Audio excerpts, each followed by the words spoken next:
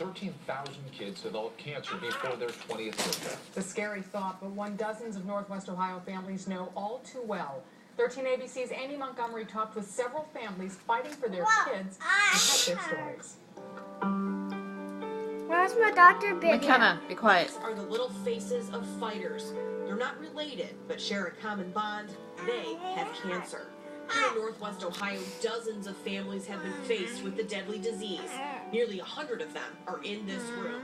Their stories are all different, but their mission is the same: to raise awareness. You know, we need to come up with the awareness, raise the awareness so that we can raise the money, get people letting them know, that, hey, our kids are dying.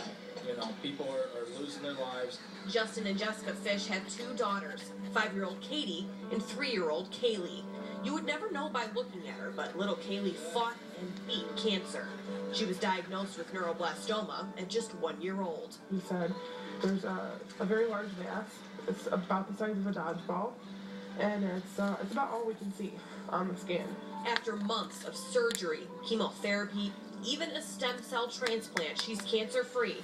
But her fight isn't over. Kaylee has to have scans every 3 months until she's 5 to make sure she's in the clear. The fear of relapse is a constant thought. You treasure the moments where she's happy and she's healthy, but it's always in the back of your mind, is it in there again?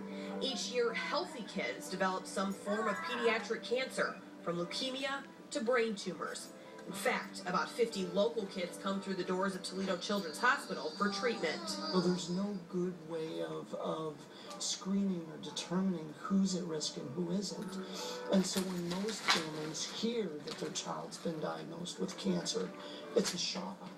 Dr. Strunk says research is critical to improve survival rates. Is that Dr. Sean? Funding. In recent years, the amount of federal research dollars has dropped, forcing the National Cancer Institute to decrease funding.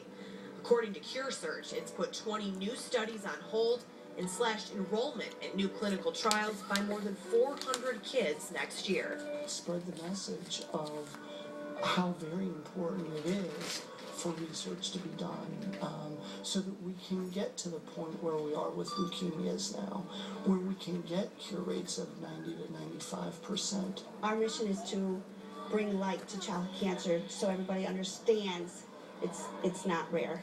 Continuing the fight has been bittersweet for this family. Their hearts still ache with grief. Almost 1 year ago, they lost a little one to cancer. Jackson was diagnosed at 6 months old with neuroblastoma. He had a tumor the size of a softball on his abdomen and on his kidney. Jackson's journey was difficult, full of chemo, surgery, and transfusions. At one point, doctors found no evidence of the disease, but it came back and it spread. Jackson lost his fight in June 2012. Hauser says without the support of family, friends, and Toledo Hospital, it would have been much worse. They counsel you, they give you support, they give themselves to you. And that's how the Jackson R. Hauser Foundation was born. The effort is still in its early stages, but the goal is to honor Jackson and help other families in the same fight with gift baskets, fundraisers, and most importantly, support. It's all for him. I mean, he brought us to this part of the journey. If it wasn't for him, we wouldn't be here today, of course. No parent ever wants to hear the words, "Your child has cancer." But in reality, area families are fighting every day. There's always uncertainty about the future, but they have hope. Hope that their babies will celebrate birthdays for years to come, and hope for a cure. People need to know that this is happening. You know, it's not, if someone's sitting even once, it's not just a bunch of smiling bald kids. This is real, and it's painful, and people are losing their kids. Now, even though kids like Kaylee no longer have evidence of the disease, they're still at risk.